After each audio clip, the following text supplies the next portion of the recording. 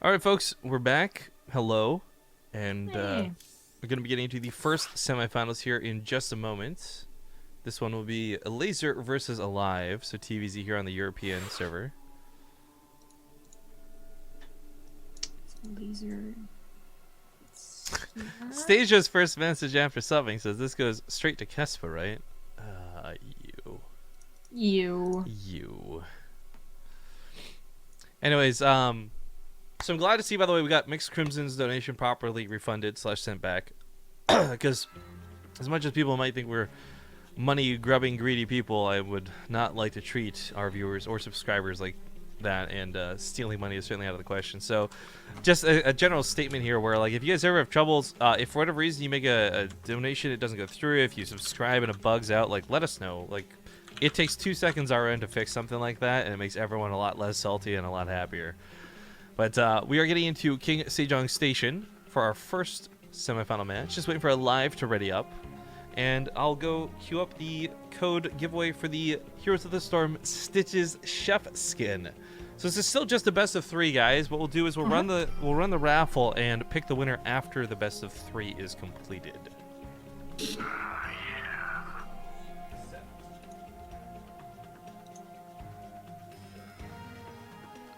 Thank you too early for me for the 15-month resub. Hi there.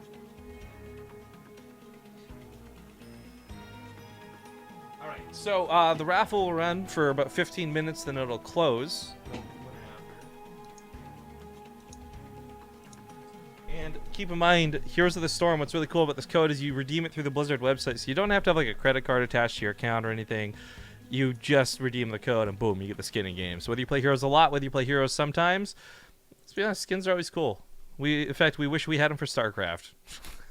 That's how cool they are.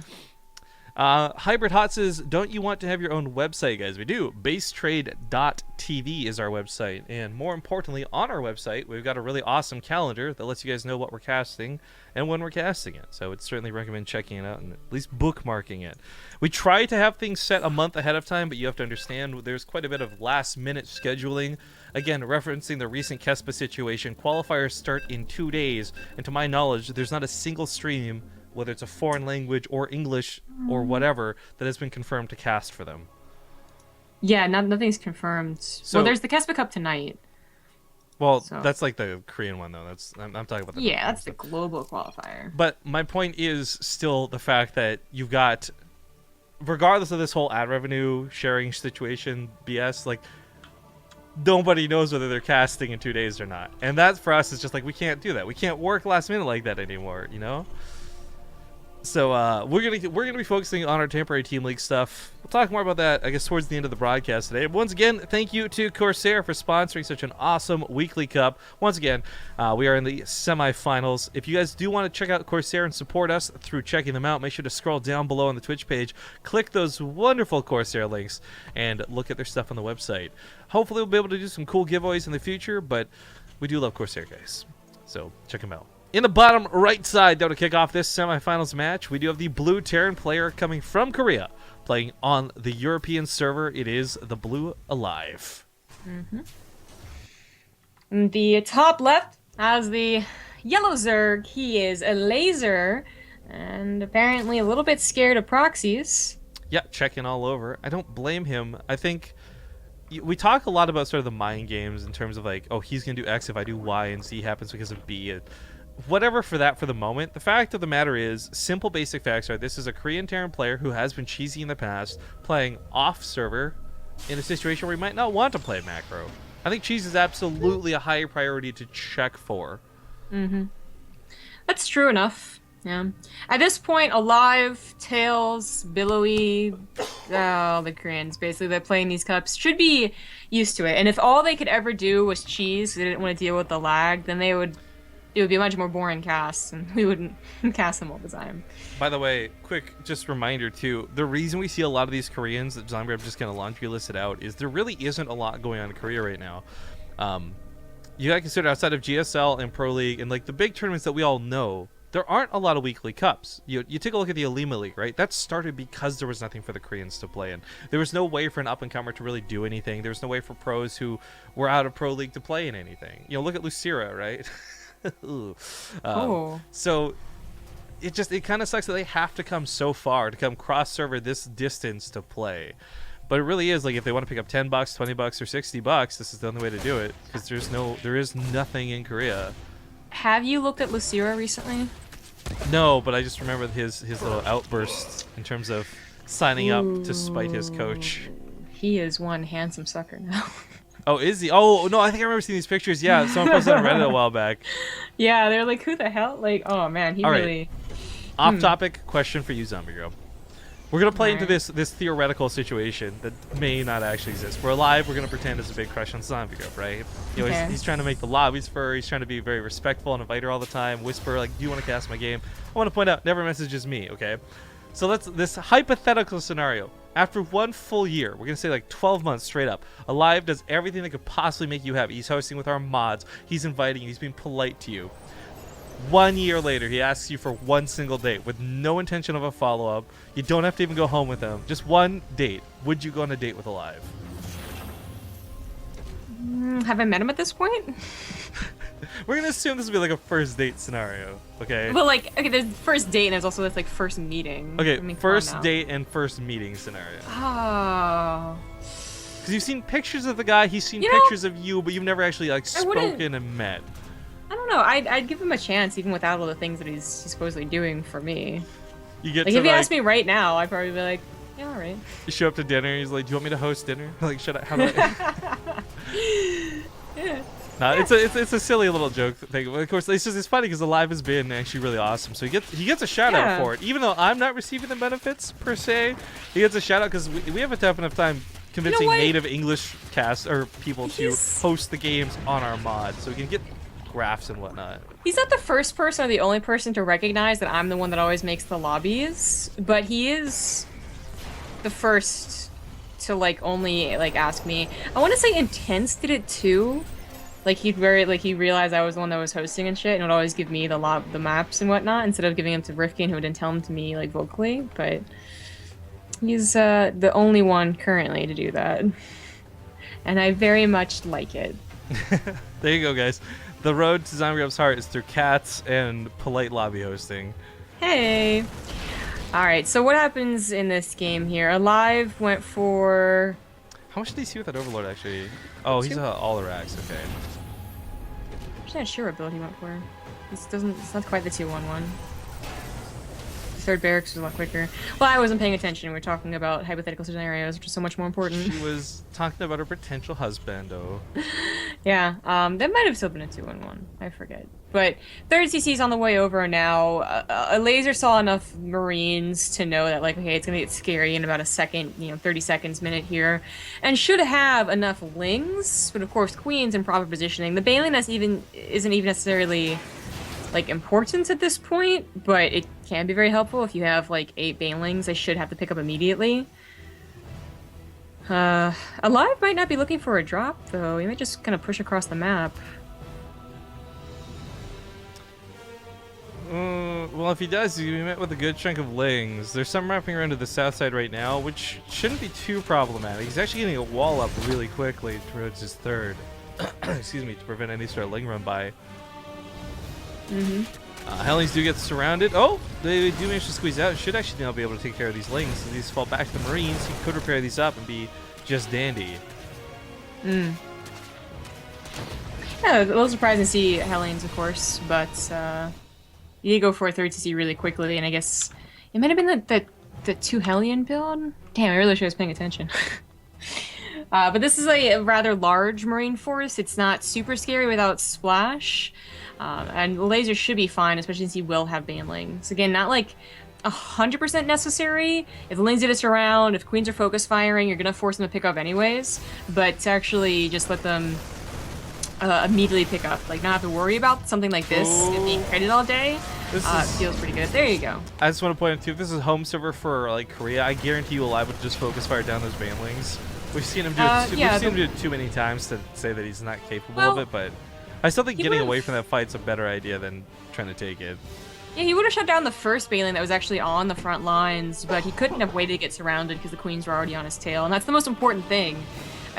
Is like if you're gonna do like order of importance for the drop defense like that or push defense like that, it is going to be queens on top of the medevacs, then lings, then banelings. Once again, the Marine's gonna stuck in a cloud of Zerglings. Unfortunately, does fall away. Sees the baneling's speed before disengaging. I like the secondary wall he's gonna set up. It's not too useful, but it is extra surface area and a good way to prevent the lings from just jumping in on top of the Marines.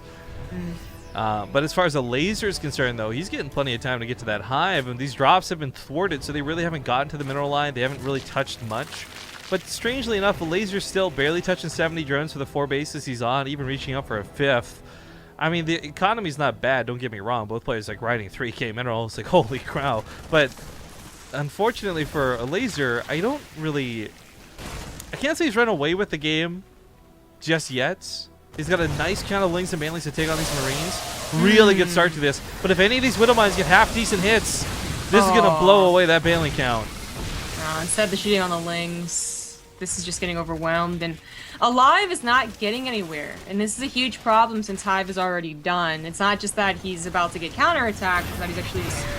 Even if he was allowed to stay at home and get a 4th base, he'd still be in a tricky position.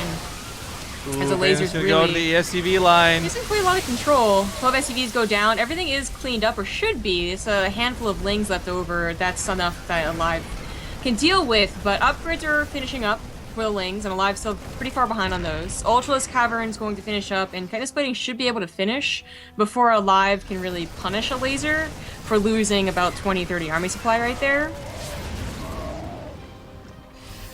Yeah, I mean, upgrade's not bad for our Zerg, but as we see 2-2's finishing up in just a second for aLive. So as he pushes, he's already got a really good army count. It's going to get better with upgrades in just a moment's time. Queen's on the wrong side of this creep spread. They want to get back up to the high ground, but it's not going to happen. He's got a couple Marauders on the backside, too, to keep the banelings from getting on top of the Marines. He needs a lot more lings and banelings. Unfortunately, someone went to go deal with the drop. Looks like some banelings got some pretty decent hits, though, and lings, again, they are better upgraded. They're going to be able to clean this up, I think, well enough. Queen's desperately transfusing each other, by the way. Yeah, they definitely want to survive, but they're going to be medevacs. And aLive is still on 3 bases, mind you. Like, he's still trying to push and win with this, and if he can't, if all Ultras come out, and here they come now, he will just get overrun later on. But Elazer has not gotten plating yet. I do want to point out, though, Elazer really didn't take much from that. While his army suffered, he kept only 4 drones died. Yeah. Yeah. If he could transfer the drones away and not take this fight at all, I think that would be his best situation. He's going to try to get the Widow Mines to splash on top of the army. That didn't really work out that way. That was like so-so. Yeah, and he's having, I think, maybe a bit of a larva problem. He's starting to produce queens. The other larva's just popped. But Ultras do need to have that chitinous plating, because aLive's certainly building enough Marauders, and just generally like good enough bio that he could take on non-plating Ultras. Counterpoint would be, though, he's not replacing his medevacs that have been going down. Only just now 2 more coming out, and 2 medevacs that are almost dead. Okay, Marauders could technically kite all day, but they do need health to stim away and outrun the Marauder or the Ultralisks. Oh no, he's gonna take a break here, and that's gonna be enough time for Elazer to get everything he needed and more. Oof. I think that's actually kind of like deadly that aLive's giving Elazer time. Yeah, I mean the breathing room, like he was being choked out, and that was the best thing aLive had going for him. Unfortunately, though, this breathing room might be a little bit too much. Again, with the medevac count being as low as it is, I just don't think there's a way for that bio to kite infinitely like we would hope. Oh, this depot also never got replaced, so these lings are going to get right on top of the SCVs and all the freshly dropped mules. Yeah, those are Adrenogland lings as well, with 2-2, so they're actually going to tear things down pretty quickly. The attack on the front commences, but Ultras are ready. Medevac gets picked off. It was flying over to the left to distract. No, still not I don't think he's even going to need the transfuses. Yeah, the Queens are actually fighting off the Marauders. GG, aLazer holds and takes the game. Although for, I'd say, a good period of time, that didn't look like that would be the case. That looked like that was going to be aLive stimming a win. It was pretty close. He, again, might have had to give up that 4th base, but even then, because aLive was kind of all in himself, he might have still been able to survive long enough to get to a good number of Ultralisk. Oh no, are the battery in the hat dead? I just tried to turn the hat back on. May have drained all the batteries already by leaving it on like a dummy. Oops. Oh well, I'll fiddle with it later. The batteries were like $1 at the dollar store to replace. I already replaced them once. It's not a problem. Mm. Do we know map 2 yet? Frost. Cool. Unrelated shoutouts, by the way, to Beastie Cutie just tweeted saying qualify for the WESG European event in Ukraine. Had some Slavic games, but it worked out in the end. So looks like he'll go through to play that next part of the tournament. Cool. So very nicely done. WESG has of course been segmented. Oh, there's the lights. Now they're back on. WESG has been segmented into like a bunch of like subsections of Europe. So it's I think pretty expected players like Beastie are gonna win like their small portions. But with players like Bly and others, it's also not like not gonna be easy either. Are you ready? Ready whenever they are. Frost gonna be the map. Coming up on 2K people, shoutouts guys. Looks like we got that raffle closing up shortly. We got a couple more things to give away, of course, but this one's for that Chef Stitches skin. So by the time you're hearing this, it's too late to enter. We'll draw the winner after this best of 3 concludes. We will be casting both semifinals as we typically do with these cups, so Nurchio's still waiting on either Tails or Raynor to finish up down there. Surprisingly smooth Corsair Cup. Also, hope the... Oh, wait. I keep by habit putting your camera on because I've been doing that for like a month. I do hope that the observing's not been too bad. I've been doing my best, guys, focusing as hard as I can. It has been a month and a bit since I've had to do this, so... Hopefully the show's not too bad. Spawning here, though, in the top right side of the map, it is going to be the red Terran player aLive. In the bottom left, as the yellow Zerg, he is Elazer. Now, Elazer winning 1-0 is not super crazy. Shout out to Siznaka. 26 months is a long time to be supporting the channel. Thank you so much, man. Elazer being up 1 is not insane. He's such a good Zerg player. At the start of this year, we rewind time back to January. I do not rank Elazer up there with the likes of Snoot and Nurchio and others.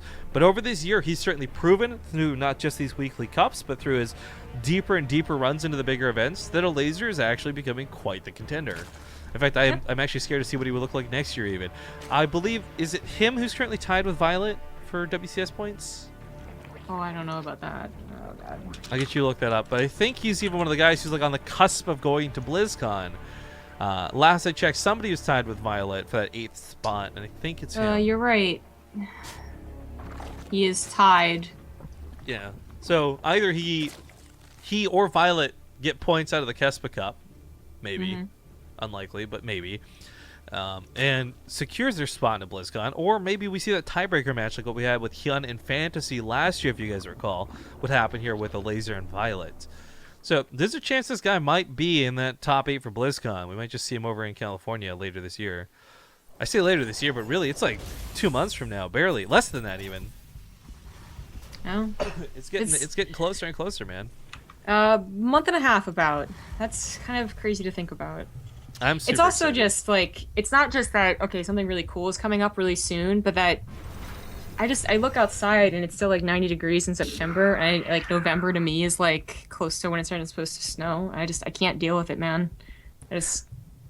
I don't understand months anymore. Time is relative and it confuses me.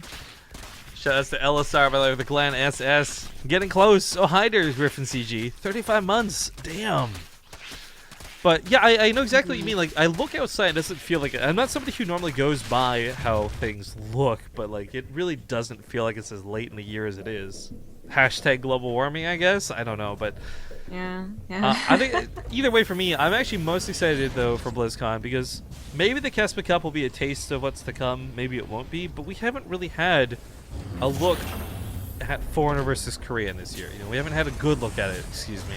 So I am really curious if it's going to be as everyone whines and complains and expects, like, oh, BlizzCon, players like Elazer aren't going to stand a chance against those of the Korean quality, or if it will actually be surprising. We'll see Snoot and a couple others advance on into that round of 8 and so forth. Mm-hmm. Well, I think this is the build that aLive did last game. So that explains the 2 Hellions and what is a later attack, but with a, still a good amount of Marines. It is odd to see this, just like 2 Hellions pop out and that's it, that's all used in the factory, but it does seem to be the way to go for a 3cc build nowadays. Since getting more than 2 Hellions never really is going to help you unless you're doing a Hellbat attack, there's no reason not to just get that building another reactor quicker for your 3rd barracks that's coming up as well.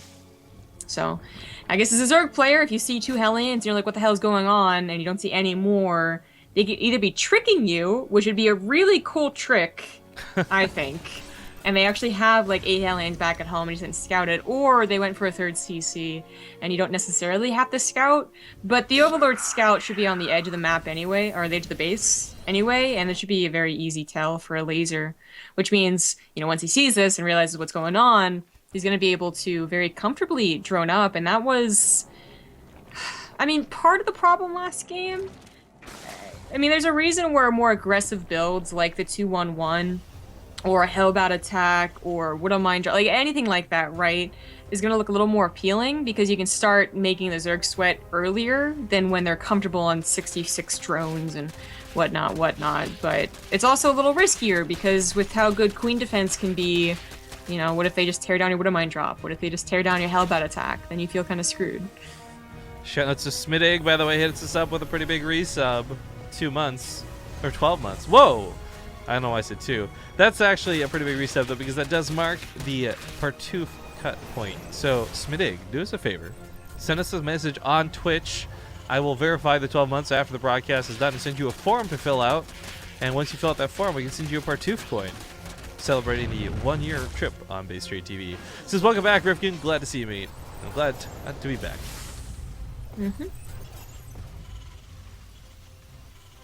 Well, nothing much is going to happen in this game until those medevacs are ready to go, and they just about are. So you can start the push now. It's Frost cross spawn, and I don't think this is what aLive was hoping for when he chose the map. So Creepsword's already pretty far out there. There's certainly enough lings, again, as long as they're in location, like on top of the drop, that this should not snowball into much of anything. Well, the double drop, well, conventionally a really good move. Hits usually at such an early timing that's why it's such a good move. Unfortunately, this is not really hitting very quickly. Queen's gonna have plenty of time to anticipate. There's a Spore Crawler even here at this 3rd. 4th base being taken as we speak. aLive's maybe gonna patrol the middle of the map, maybe control some of this creep spread, but for the most part, I don't think he has pushing power. In fact, what's going on up here? Why is there any damage being dealt up here? Almost got a mule. Like a really fresh mule. Not only that, well, first off, getting a fresh mule would have hurt, but it also stalls out the gas, or the armory, excuse me, because it's not gas. And that's, I don't know, it's going to maybe screw with upgrade timings. I thought that was a bunker. Okay, I don't know why I said gas, but because it costs gas. There you go, that's why. Yeah. It was confusing, but also just in general, why is the armory over there? Because that is a very common location to make like 8 banelings to bust. Interesting bait to transfuse the Overlord a couple times. Depots on the top side that were blocking that ramp got taken down. That actually supply blocks aLive, and not just a little bit, but a lot. Yeah. Those lings were better upgraded for still a time as we see them taken on here. That actually really is quite unfortunate for aLive, but even then, he's going to get surrounded by queens. There's more lings on the way. That was never going to be like, you know, again, a steamroll type of move. He's just hoping to trade right now, and it's not so hot. Elazer at 70 drones, aLive at 70 SCVs. Actually, a little bit too many than he needs. But he's going to play a different style, even though he went for a similar build, apparently. Getting more production, of course, getting his upgrades, hopefully, eventually, because that armory still hasn't finished up. But getting a 4th base, he's going to play, you know, not entirely off of Elazer's side of the map, but I think a lot more defensive. And if he does push, it's only going to be like to clear up creep, always stay on the edge of it. It really sucks about his upgrades, though. Like, that being delayed for an extra 20 seconds when it was already behind 20 seconds. Maybe even more. Like, that's... What am I? It's not bad. Well, army being there was very helpful. Which turns is this? This is a almost 80-second difference in upgrades. Shout out to Koskilla, by the way. New sub. Wait, is that? I thought they were sub before. That name's too familiar. Maybe you're just in chat a bunch. Either way, thank you for the sub. Thank you.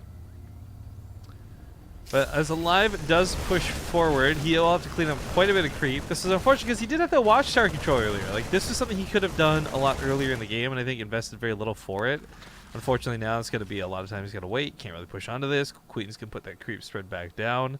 This drop may try and move back in at some point, but the medevac's so low in health, it's quite dangerous to do anything with it. Mm-hmm. Yeah. Well, getting a base here is pretty nice. As I said, I didn't think aLive was going to be entirely defensive, staying in his room basically, but it is always going to be a little bit dangerous to move out like onto creep. So it's nice to get kind of a freebie there in a base, whereas Elazer might take that base again, but he also might start looking to the bottom right. Yeah, and a Stoic Warrior asking in chat, I guess a lot of people not aware, if you've been subbed on the channel for 12 months, that's a nice try. If you've been subbed on the channel for 12 months, like, and you haven't gotten a Partooth coin, send us a message on the channel, guys, and I will we'll get you that form to fill out. Some people forget, some people don't know, I guess, but either way, we have literally hundreds of these things lying around that we want to give to you. So if you've been subbed to the channel for at least 12 months, that's the requirement. We'll get one mailed out to you. Summergrat mails them out about once a month, though, so don't get too excited. Like, you're not going to get it right away. Yeah. Well, Elazer's not maxed out, but that was because he was bulking up for Ultralisk. And aLive, unfortunately, that little like scuffle right there, a minute before, wasn't too great. It's maxed out, and he will at least have 2-2, despite how delayed it was. Elazer didn't go directly into 3-3. He wasn't making that much money. This game is still pretty damn even. aLive going for the other type of Terran play here is actually working out so much better than what happened in the last game. He's on his way to second starport, Ghost Academy, upgrades, 4th base already down, and as a planetary. And Elazer is the one now that's going to have to be very careful with how he ever chooses to take engagements. Yo. He's kind of reached the tip top of Zerg production, tech rather, and the only thing he could add on would be a greater spire, which he might eventually. But he also might overcommit to the Ultralisk. Oh, there's a spire. I had forgotten, by the way, but Elazer was the guy who was like really super gung-ho and getting cross spawns on Frost every and any time he plays it. Sorry, I should have been looking down here. My bad, guys, watching the army. But 10 drones go down, not the end of the world. And despite him wanting cross spawn, this isn't working out so hot for him so far. Well, it's really hard to say that. Like, it's worked out for both of them, basically. Yeah, I guess like, a lot of it's going to come down to this next fight. Like, the big fight that ends up happening. Yeah. Elazer wanted to get to Ultras, and then he really would have loved to have like a game like last game where you get to Ultras after they tried to kill you, and then you just win. Like, that's always a great feeling, of course. This was too much for a hatchery. Like, he just gave away such a big part of his army. I wouldn't say so. He has to replace his supply anyway with Ghosts and Liberators. That's true, I guess. And he does have a bank. So like, the concern I have though is time. Like, even if he had 20 army supply of bio, that's not going to help you against Ultras. So this is a timing of another issue. Yeah, I guess birds in the feather or whatever. Unfortunately though, the Marauders are going to soak up a lot of the banelings, but even then, even if the Marines live, it doesn't really matter because you don't want / need Marines at this point. Sniping that ghost is going to be really important. I think you misclicked the Ling. No, the health went down far enough for the Ultra. It you're looked like right. it though. Yeah, it looked like, okay, it looked a little bit funky. I was even worried he like sent his own Marauder. Oh no! SCVs get blown apart. The Planetary takes down one of the Ultras, but the Planetary's still going to go down at the end of the day. Ghost doing what it can, but its auto attacks mean nothing to the Ultralisk. It's all about those snipes. Liberators on deck. The production for aLive was almost there and almost ready, but this is not. It took so much damage. 37 SCV is going to be the back end of this, and even if he recovers with the army, his economy is going to hurt so badly. This was really perfect timing for Elazer. Very unfortunate for aLive, okay? And some of that has to do with the fact that he probably should have sacrificed units earlier to start producing these units faster. You know, first his problem was that he was capped, so he would have had to give away the army at some point. And the second problem was that he had a huge bank that wasn't going into the most important units at that time, which was Ghosts and Liberators. So Elazer, like, I want to say, he took a kind of a risk doing that. Because if there were 10 Ghosts or 5 Liberators, like, you know, in the natural or at the 3rd base, and he ran in like that, probably would have lost his army and traded, and aLive did have a very good bank. But it worked out. There's not much aLive can do now on 22 SCVs. His army isn't good enough. It's actually a lot of medevacs. I mean, the thing is, if the Ultras were silly enough to sit in the Liberation Zones, and if he just kind of ate every snipe, there's a potential that aLive could push with the army that he has. I mean, 3-3 is no joke. There's a lot more air than a lot of these like slow-firing units than there are Marines and Marauders, so we're not going to see a lot of like fancy pick-up drop micro. He is going to try and force the fight inside the Liberators, but even then, Liberators do not have the damage to kill these Ultras. Excuse me, the attack speed. They certainly have the damage, but it just takes so long to get their shots off. Yeah, I love Ring Around the Rosie that aLive was playing, but we do have preppers on the way as Elazer went for a Spire actually a long time ago. Like 4 minutes ago. And although that I think the plan is to go for a greater Spire, now it's going to be really convenient to get Corruptors. And when Corruptors are out, this is going to be over. Oh. Medic's going to go down, Liber's going to go down. Yo, you want to see something pretty? Just look at the income graph. That's what happens when your opponents have 22 workers at 15 minutes in the game. Is what happens right there. Oh my god. Yeah. It's grim. Very grim. Watch as the Terran falls. Ooh, Well, these ultras. A lot of damage. Slow into the game, but 2-0. GG. Nonetheless, congratulations to Elazer. Flexible in chat saying BaseTradeTV, are you guys going to cast the Kespa Cup qualifiers? There's a lot of threads and things out there you can read right now, but the too long didn't read version of that is no, we will not be. I would like to thank you guys for joining this cup, though, this qualifier, this Corsair Cup. Next matchup is going to be Raynor versus Nerchio, so the old school meets the new school. We'll go get that lobby hosted up. We're going to play some commercials, and we'll get there ASAP. It's all ZVZ from here on out, though. Rest in pepperonis, my Terran heart. We'll see you guys soon.